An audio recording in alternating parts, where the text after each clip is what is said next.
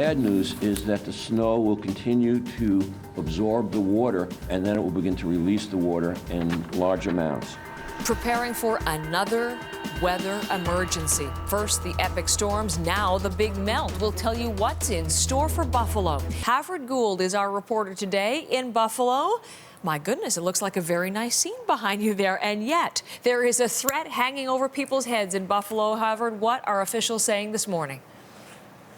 Oh, this is a very anxious morning because as the sun came up, they were wondering just how many roofs they would find would have collapsed overnight. The total so far, 30 major roof collapses in this area. There's another 100 or so they're quite worried about. We've got 12 people dead with having died in connection with the storm here. They don't know quite what they're waking up to. They do know, though, there's still travel bans in a huge area south of here.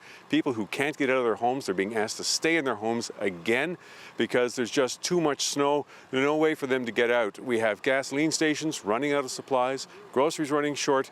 People are having some sense of relief because, as you can see, we have blue sky and the snow has stopped. But as you know, there's more to come.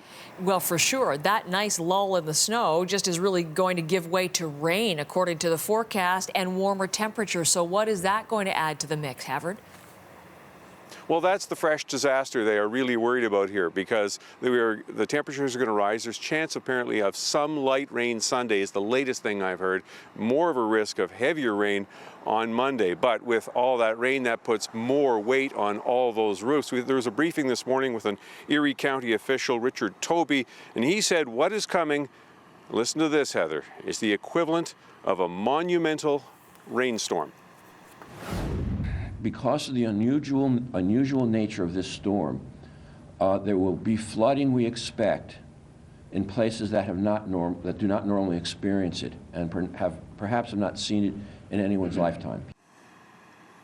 An astonishing snowstorm in some areas with the drifting, 2 meters worth of snow in 3 days, and following that, flooding. Can it get any worse for people here? The answer, sadly, is yes.